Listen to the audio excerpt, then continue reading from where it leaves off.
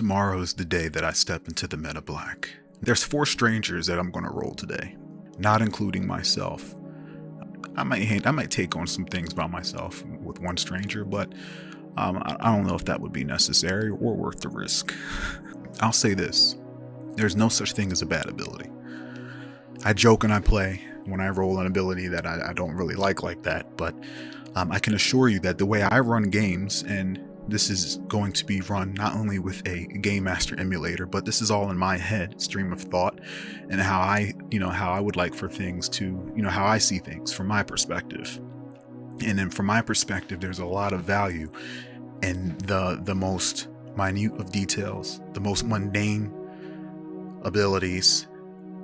And for the sake of roleplay, a person can have the dumbest ability that can come in handy in a given situation. Because this is all random, who knows what's going to be thrown at us? If we got all these abilities that's all about combat, all these cool abilities that's all about combat, and we die from something that's just so because we're not able to convince someone of a certain thing, or unable to relate with someone because there's nothing in common with that person, and that person's really powerful and he can kill us, but because none of us know how to sew, we can't find a way out of this stuff like that. So I want to preface this ceremony, we'll call it, with the notion that every ability that you roll is going to be, it's going to fit in the package, and if it doesn't, it's going to be, I would encourage everyone to try to find a way to have fun with it. It's going to be the first 3 abilities that I roll, and there's going to be no rerolls. It's the finality of these ability rolls is meant to be embraced. This is your character. This is your stranger. I'm also announcing that there will be no permadeath. There will be no permadeath. You will only need to comment once on that Meta Tower video. Now, you will be able to get maimed and put out of commission for a long time.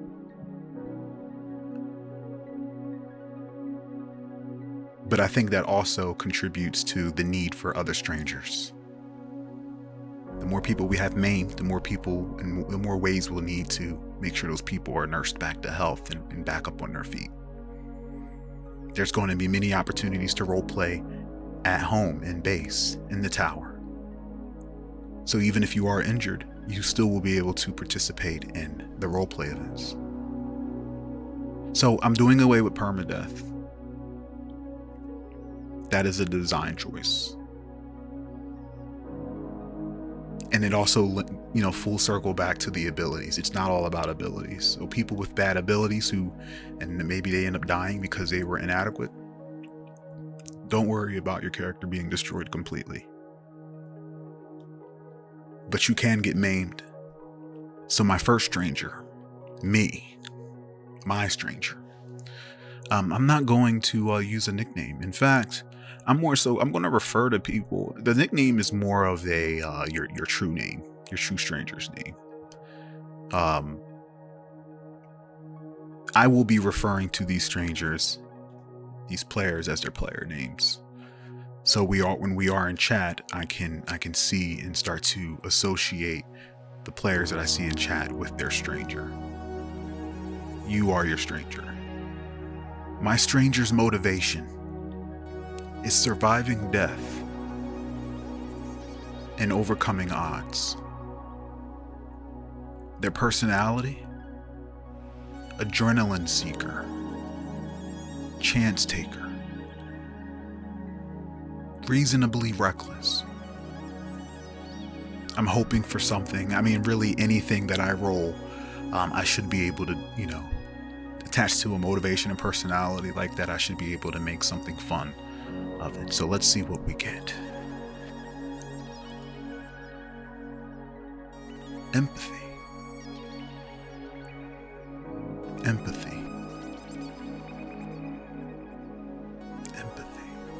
Got a little bit of psychic power going on here.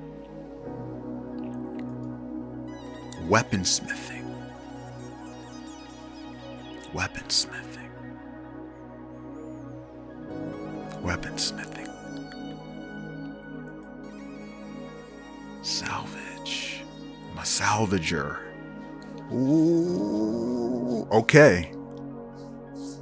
I can work with that. I am an incredible weaponsmith.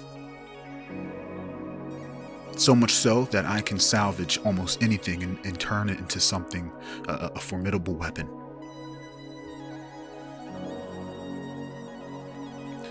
But not only am I an amazing, incredibly talented weaponsmith, I have a empathic connection with weapons after they're forged. After they're forged, I can form a connection with them, almost as if they are like beings. And this connection, the benefits of this connection is becoming one with that weapon and knowing and learning another layer to these sentient to these objects, to these inanimate objects, by adding another layer to and understanding them from a different perspective, in a different way. That leads to me knowing how to use them, or knowing how they should be used, learning how to treat them, and pretty much these living weapons that I create, these psychic weapons, I'm going to say, that I create, they're sentient.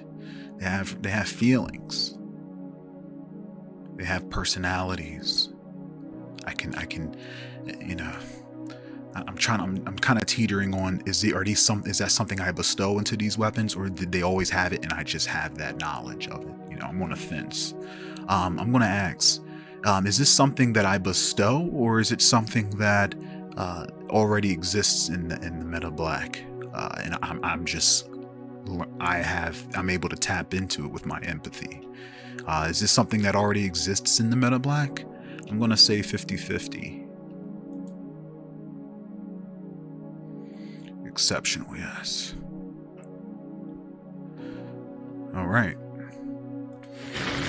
Just learned that in the meta black, inanimate, at least weapons, have they have a level of sentience to them. How much sentience? Maybe that varies. Maybe that ranges. But there is a level of sentience to them. And I'm a weapon whisperer, apparently. And I'm going to say forged weapons, which is all weapons in this setting, unless there's natural weapons.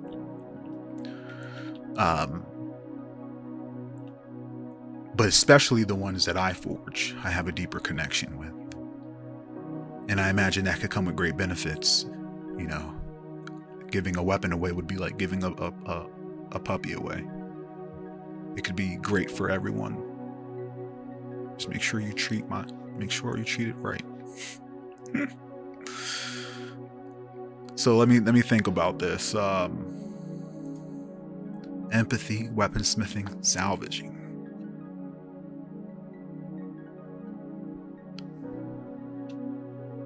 I'm sure I'll be able to expand on that more as opportunities come up. But I think this is an absolute boss package right here, without even considering my personality. So let me take a look at my personality again. Surviving death, overcoming odds, motivation, adrenaline seeker, chance taker, reasonably reckless. I can see me, looking to encourage my weapons. I probably get a lot of courage from my weapons, especially if their personality is just like mine. It's a nice little morale boost. Maybe my character is so charged because of just the fury of the weapon. Maybe I'm influenced by the weapons and gassed up by my weapons that are whispering to me. Yo, the meta blank has sentient weapons. That's the biggest revelation out of this whole entire thing. Let's move on to the 4 viewers who have submitted their strangers. So first we have Green. They submitted a stranger with the motivation of collect the truths. Collect the truths. So Green, whose stranger, by the way, their nickname is Key, Key. Their motivation is collect the truths, and their personality is bright, observant, shy, awkward, filled with a dreaded longing to understand, which is very, very appropriate for the setting that we're in, being that we don't know anything. We are exploring, and we are tying ourselves to this world that we're exploring by discovering it.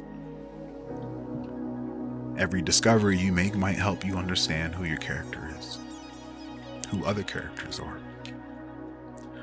So, Green, whose motivation to collect the truths. Hopefully we can roll some abilities that coincide with your motives.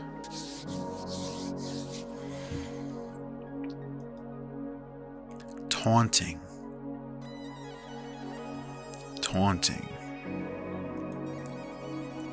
Pottery.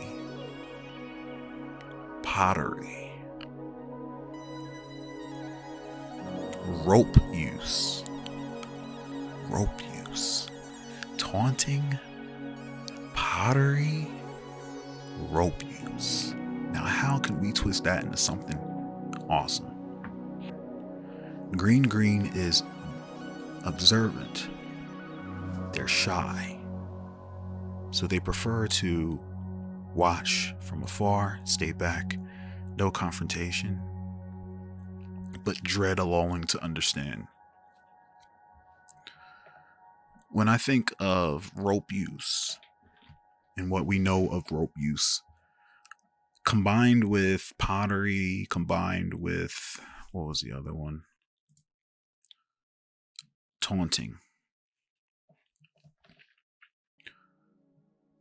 Taunting and rope use. This stranger sounds like someone who is able to use ropes to for obviously for many other mundane things, but more so trapping. Maybe they taunt to pull and lure things into traps. So this sounds like someone who's going to assist with our defenses, someone who's going to assist with when we're out exploring the meta black, maybe camping. You know, we'll have some defenses by way of these ropes that they're using to set traps. When it comes to pottery, I think that's more of a artistic approach.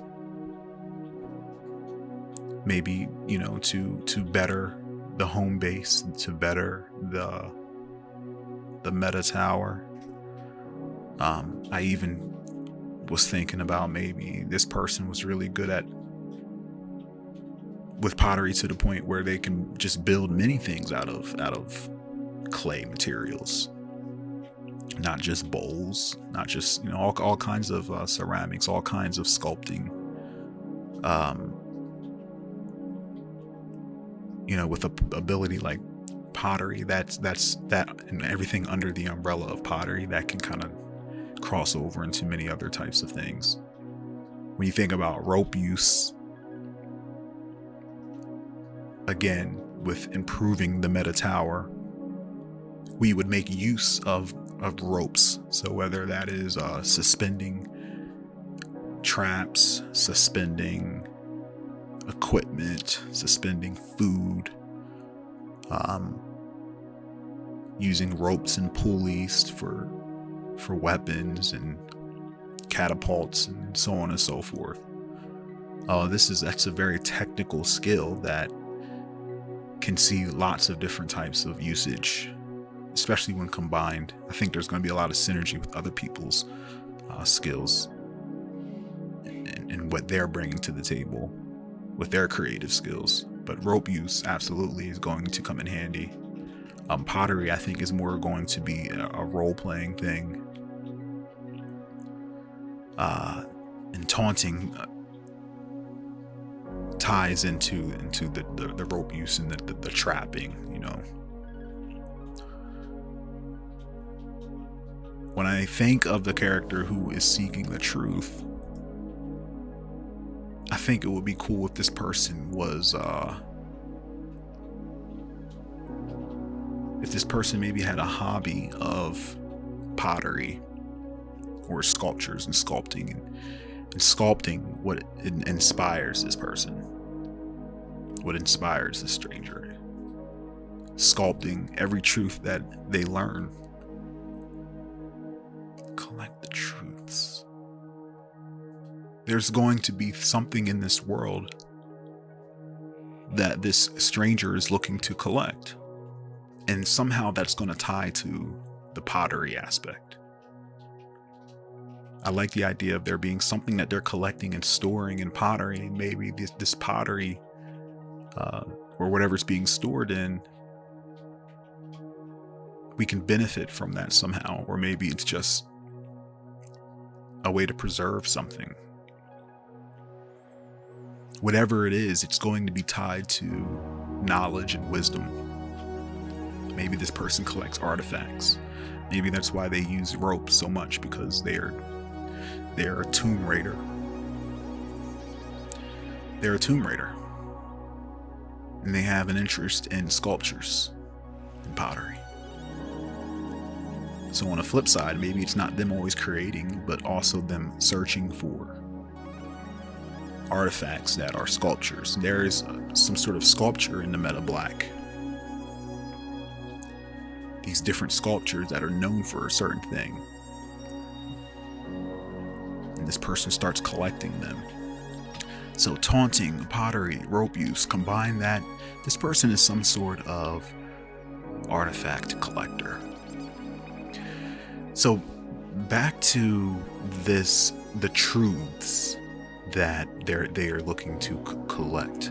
There's something in the meta black that exists that's calling out to this particular stranger. It's calling out to this particular stranger whenever he's nearby, almost as if it's taunting him, almost as if it's like a beacon, and it drives this stranger, it kind of drives him to an obsession. They are filled with the dreaded longing to understand. There's these things in the meta black that want to be understood. These are the truths. We don't know what that is yet, but there's something that wants to be understood. Green, the artifact collector taunted by the mystery of truths. Next we have Enzondist.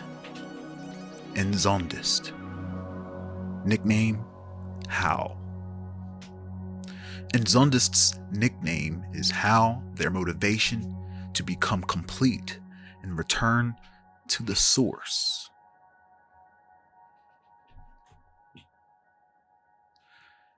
Their personality, energetic, faithful, eager to prove worth, intensely ashamed of own incompleteness and imperfection. Enzondist. What kind of stranger is Enzondist? Let's see.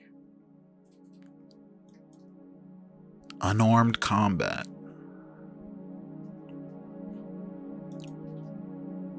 Masonry. Reading lips. I'm getting the sense that this person is very tough. Unarmed combat, masonry, they use their hands a lot. Whatever they're building with their hands, and they used unarmed combat. But they're also very perceptive to the point where they can read lips.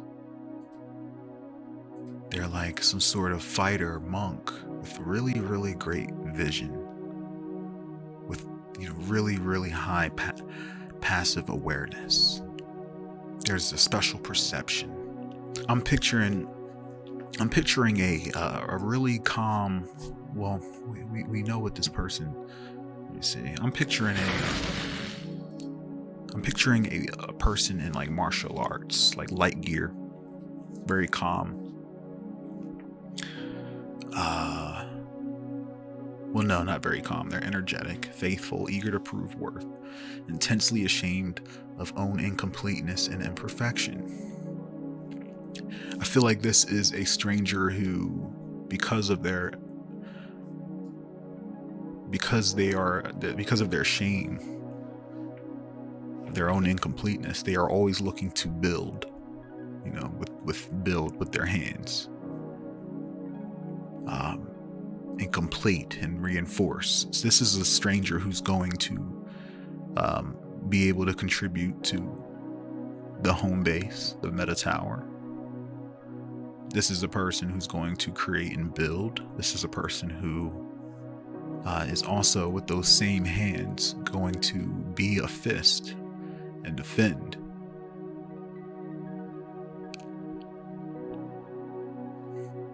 And help us explore.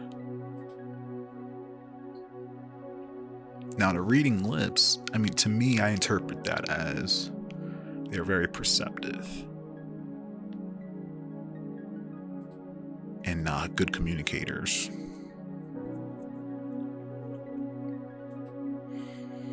So that's why I kind of see this a hard-working, like noble monk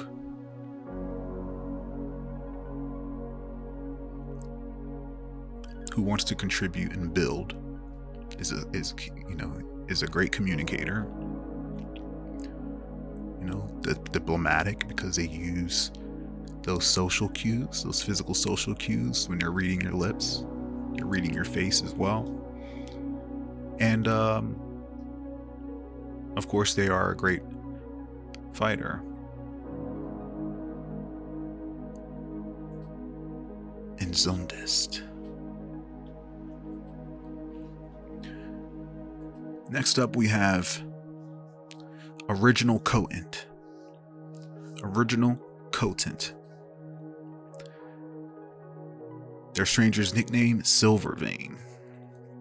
Motivation, bringing a silence to the noise.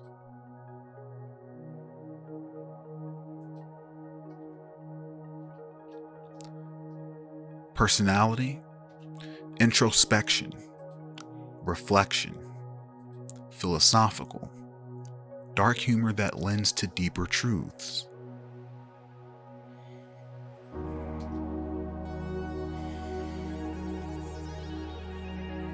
I like that. Philosophical, reflection, introspection, bringing a silence to the noise.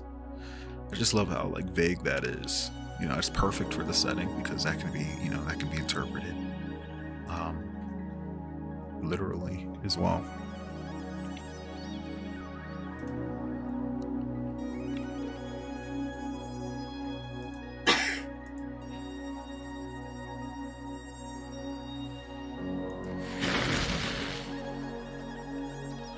Original Cotent's abilities are Blacksmithing, Athletic, Weaponsmithing,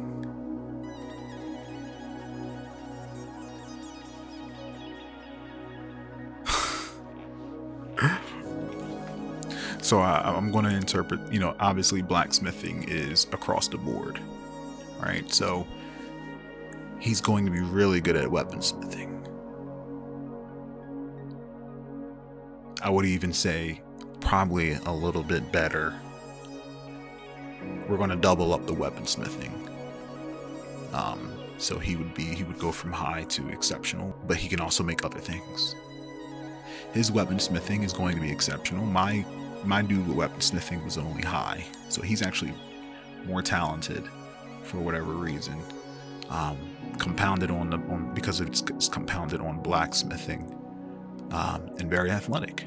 Maybe that's why he's more stronger and more endurance, and can probably, that affects the crafting aspect. So that's pretty cool. We can kind of there's some synergy there.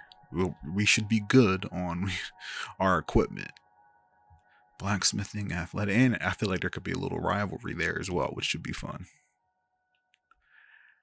I mean, you make this original Cotent makes weapons, but do they talk to you? Do the weapons talk to you? Do they tell you what's going on? It's sharp. It's sharper. That's a solid package. I feel like whenever you have something that can compound onto each other like that, is a pretty decent package. Original Cotent, Silver Vein, bringing silence to the noise. Making a lot of noise though. Personality traits: introspection, reflection, philosophical. Oh.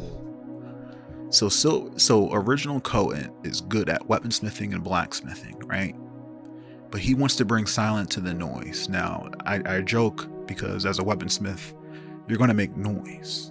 But what if that noise wasn't obviously he probably wasn't talking about blacksmithing because he didn't know he was going to be a blacksmith. But it's ironic that he has bringing silence to the noise, because look, his personality traits, their personality traits: introspection, reflection, philosophical. This person is a blacksmith / weaponsmith. They are introspective, they are always self-reflecting, and they are philosophical. This sounds like someone who puts a lot into the weapons that they're creating. So when you talk about this person being a potential friendly rival of my person, who is also a weaponsmith, my person is able to tap into that the sentient weapon. All weapons are sentient if you know how to tap into them. So they speak. So if he's a rival of mine and his motivation is to bring silence to the noise, I want to go with the fact that he found a way to mute weapons. And that's his secret, his philosophical approach to weaponsmithing.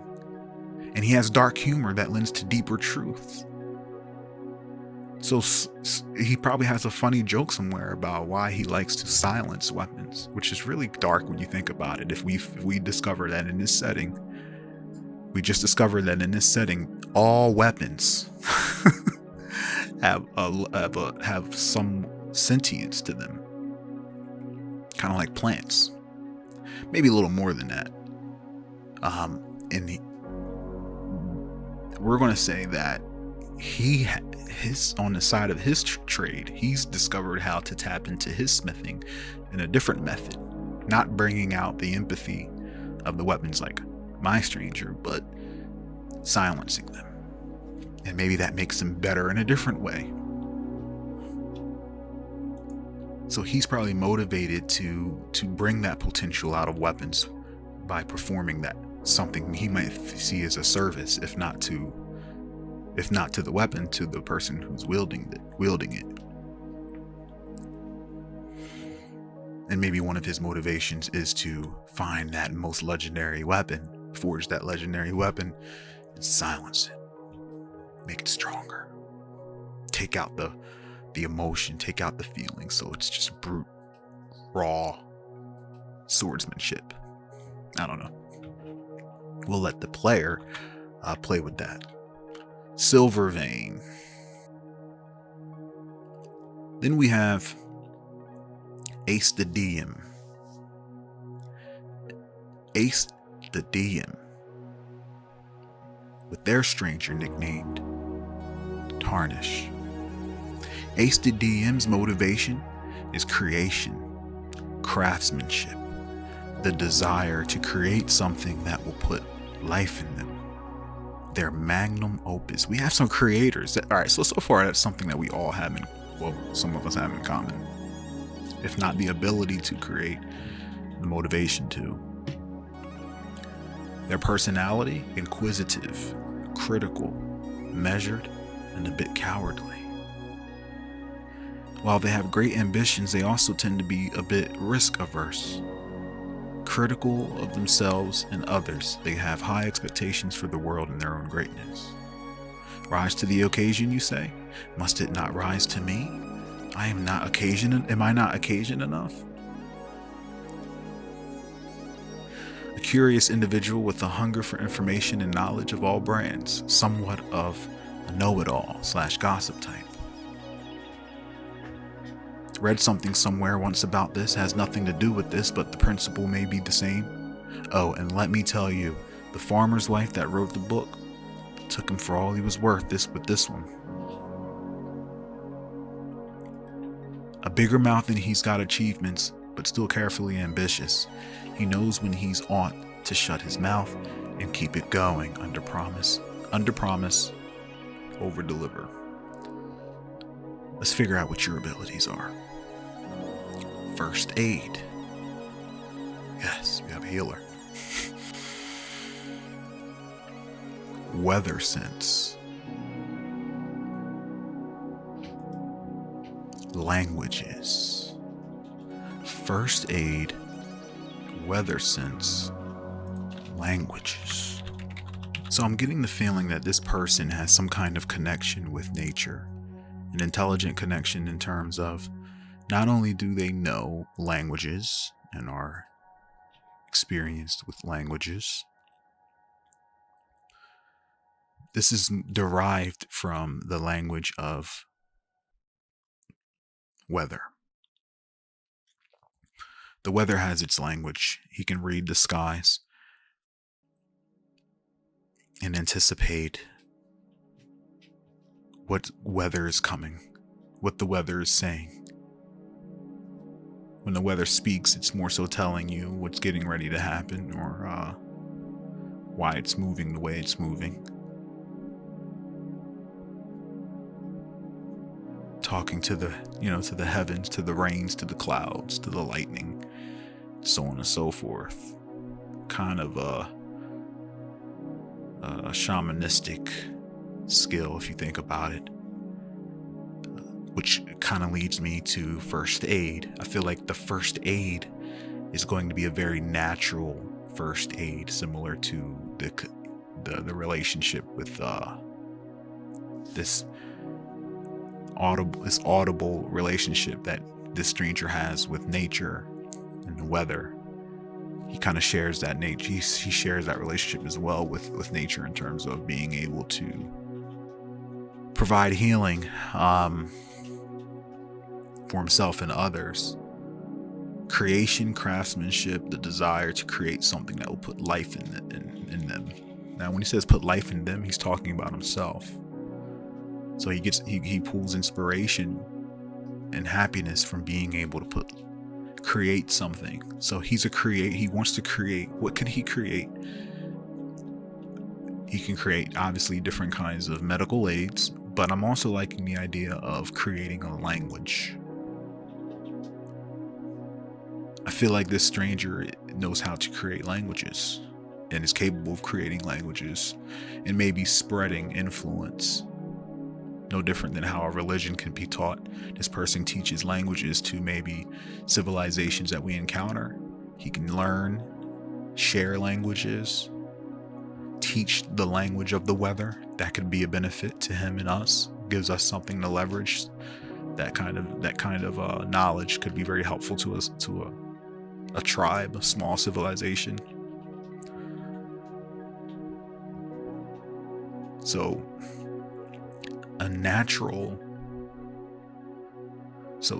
being able to create languages and structure languages, share languages, learn languages, a natural healer and speaker of the wind.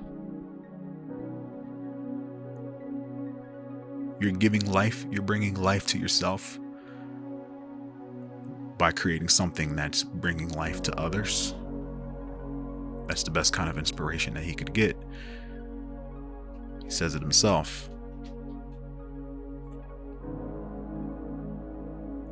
Personality, inquisitive, critical, measured, and a bit cowardly.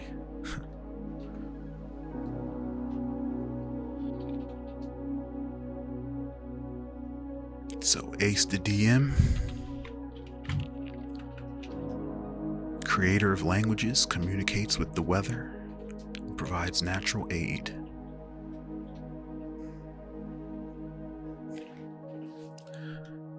It's exactly what I wanted. It's a very odd group of people here, and this is just the first 5. I say odd because it's not your typical fighter, wizard, thief. You know, these are strangers with really specific abilities. And the objective of the game is to explore and survive and get as far as we can with the set of talents that we have at our disposal at that given time. One thing that stands out, one glaring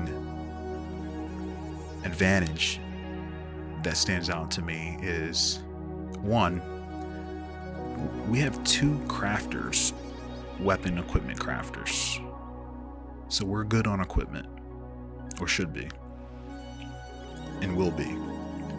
The only real fighter that we have, like an offensive individual, is Inzundist and his fists.